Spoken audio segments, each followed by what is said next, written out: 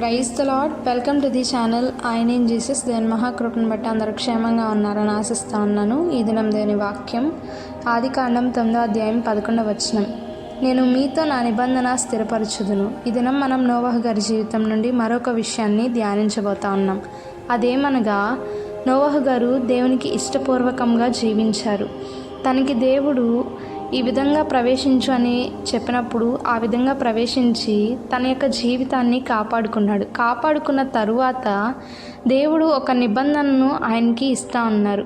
ఏ విధంగా అంటే ఇటువంటి ఒక శ్రమను, ఇటువంటి ఒక శోధనను నీకు కలిగినట్టు ఇక ఎప్పటికీ కలగకుండా నేను చేస్తాను అని నిబంధనను స్థిరపరుస్తూ ఉన్నాడు. మన యొక్క ఆత్మీయ జీవితంలో కూడా మన తప్పు లేకపోయినా కొన్ని పరిస్థితుల్లో మనము దేవుడిచ్చే కొన్ని శోధనలకు మనము లొంగిపోవాల్సి వస్తుంది. అటువంటి పరిస్థితుల్లో నుండి బయటికి రమ్మని దేవుడు ఈరోజు ఆజ్ఞాపిస్తూ ఉన్నారు. ఆ వచ్చిన తరువాత ఏదో ఒక నిబంధన దేవుడు మీతో చేసుకుంటాడు. ఆ నిబంధనకు తగినట్లు మనం జీవించాలి అంటే ముందు ఆ శోధన నుండి బయటికి రావాలి.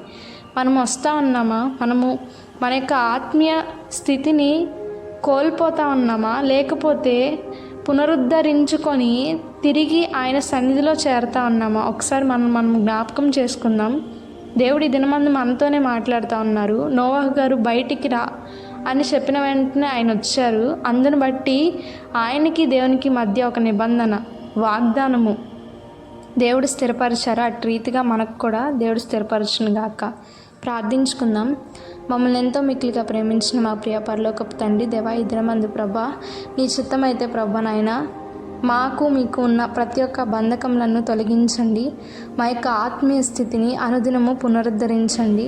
మీరు ఎటువంటి శోధన నుండి బయటికి రమ్మని ఆజ్ఞాపిస్తున్నారో ఆ శోధన నుండి మేము బయటికి రావడానికి మీరే సహాయం చేసి నడిపించమని ఈ ప్రార్థన నజరేయును మా ప్రభును రక్షకుడైన యేసు అతి పరిశుద్ధ నామంలో వినయంతో అడిగి వేడుకొని పొంది ఉన్నాం తండ్రి. ఆమెన్. Praise the lord.